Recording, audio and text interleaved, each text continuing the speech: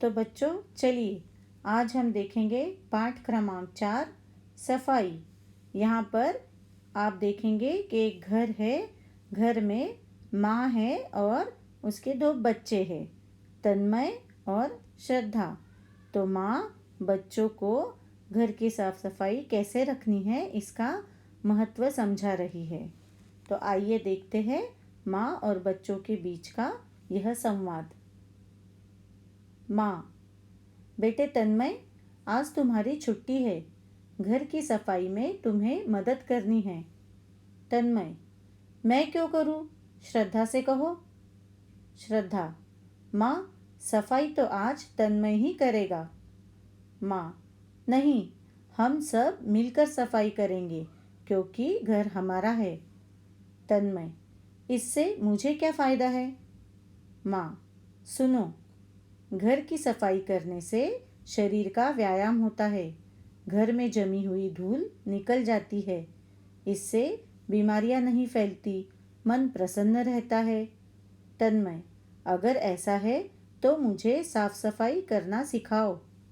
माँ: यह भी एक अनुशासन है। सफाई करने से पहले चीज़ों को एक स्थान पर इकट्ठे रखते हैं, कपड़े से साफ करते हैं, फिर उनको अपनी जगह रखते हैं। तन्मय: चलिए मैं घर की सफाई करता हूँ। श्रद्धा: मैं भी तन्मय के साथ आपकी मदद करती हूँ। माँ: शाबाश, आओ मिलकर सफाई करें।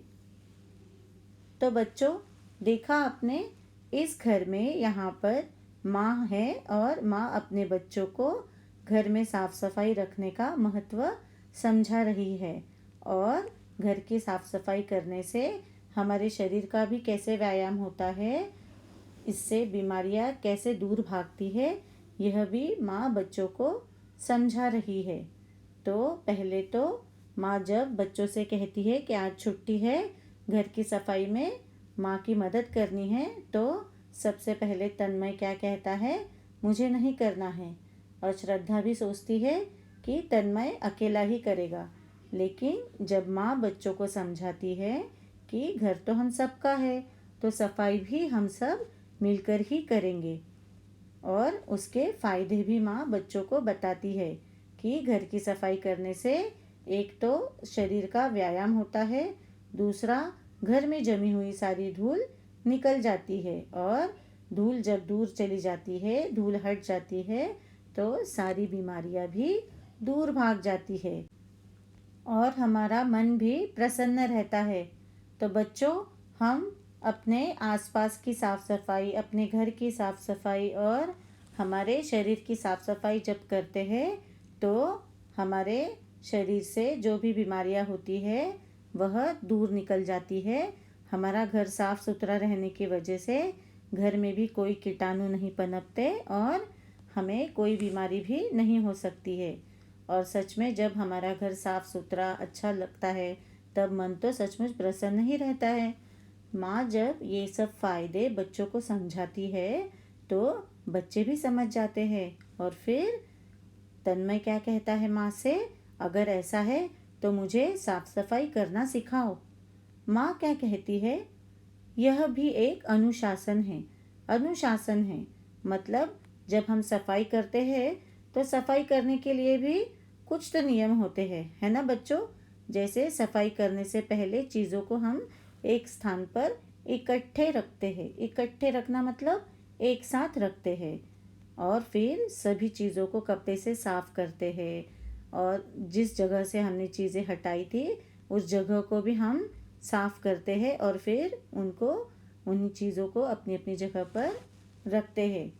तो तन्मय को तो बहुत ही अच्छा लगता है, और फिर तन्मय माँ के साथ सफाई करने के लिए राज़ी हो जाता है और कहता है, चलिए मैं घर की सफाई करता हूँ।